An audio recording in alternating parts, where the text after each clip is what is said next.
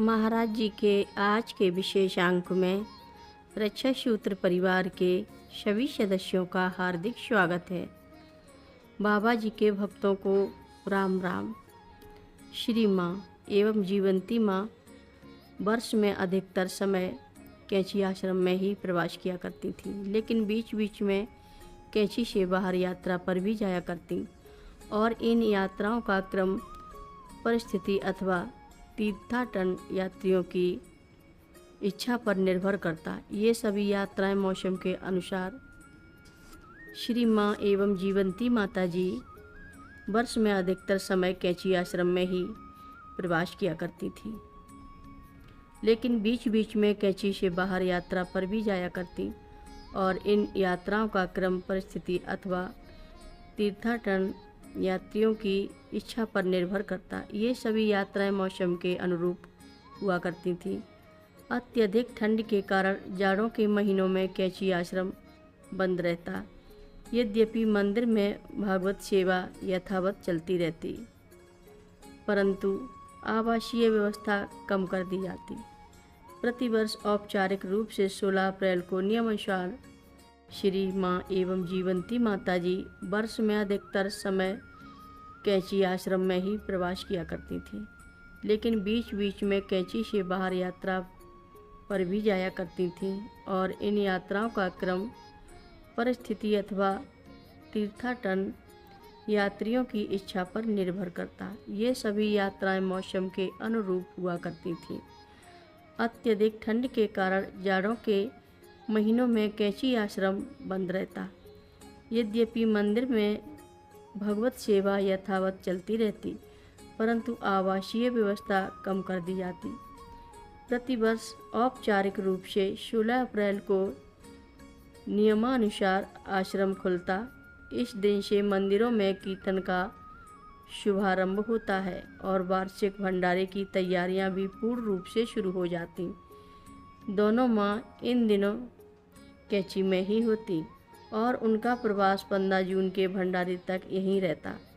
माँ के कैंची प्रवास की इस अवधि में कैंची में बहुतायत से लोगों का आगमन बना रहता। माँ के आते ही आश्रम में एक अनोखी आभा छा जाती। लोगों का आना जाना, माँ के दर्शनों की उत्सुकता और आनंद, सुंदरकांड और हनुमान चालीसा के पाठ से कैंची घाटी का परिदृश्य भी बदल जाता। माँ की उपस्थिति से आश्रम में उत्सव जैसा वातावरण हो जाता।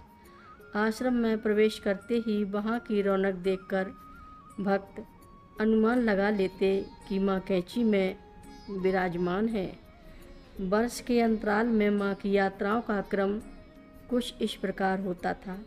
15 जून भंडारे के समापन के बाद माँ पहाड़ों के सुदूरवर्ती क्षेत्रों में एकांतवास के लिए चली जाती। इस स्थान की जानकारी केवल कुछ ही लोगों को होती थी। माँ को ग्रामीण वातावरण बहुत प्रिय था। जंगलों की शुद्ध वायु, झरनों का पानी और गांव के खेतों की साग सब्जी एकांतवास में हमारे लिए यथेष्ट होती। केवल कुछ ही लोग माँ के साथ इस यात्रा पर रहते थे। भंडारे की थकान हमारे चेहरों पर होती, परंतु प्रकृति के मध्य का वह स्वच्छंद वातावरण और पर्वतों की जलवायु हमारे लिए औषधि का काम करती और शीघ्र ही तन मन में एक नई क्षमता, प्रफुल्लता का आभास होने लगता। गुरु पूर्णिमा के पर्व पर दोनों माँ कैंची या ऋषिकेश आश्रम में होती और अनंत चतुर्दशी अर्थात महाराज जी की पुण्यतिथि के दिन वृंदावन आश्रम पहुँच जाती। इसके बाद शारदीय नवरात्र तक कैंची में ही निवास किया करती थी। दीपावली में माँ बद्रीनाथ जी की यात्रा पर जाती। बद्रीनाथ धाम समुद्र सतह से 10,000 फीट की ऊंचाई पर स्थित है। अक्टूबर महीने से ही यहाँ पर हिमपात शुरू हो जाता है। जब हम बद्रीनाथ में होते तो चारों ओर बर्फ ही बर्फ जमी होती और तापमान शून्य से नीचे चला जाता। बद्रीनाथ जी से लौटकर माँ बड़ी संख्या में आश्रम के सब लोगों के साथ रामेश्वरम, बालाजी, जगन्नाथपुरी और द्वारका की यात्रा करती।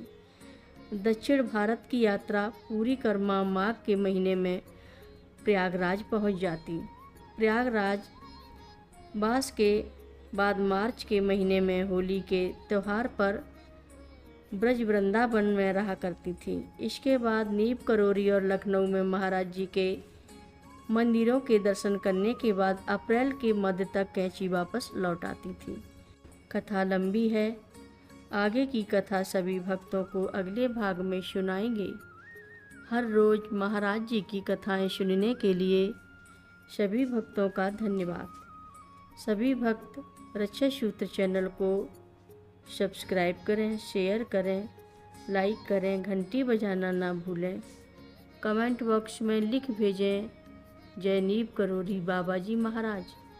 सभी भक्त मिलकर बोलो नीम करोली बाबा जी महाराज की जय जय बोलो। सिद्धि माता की जय जय बोलो। जय श्री राम बोलो।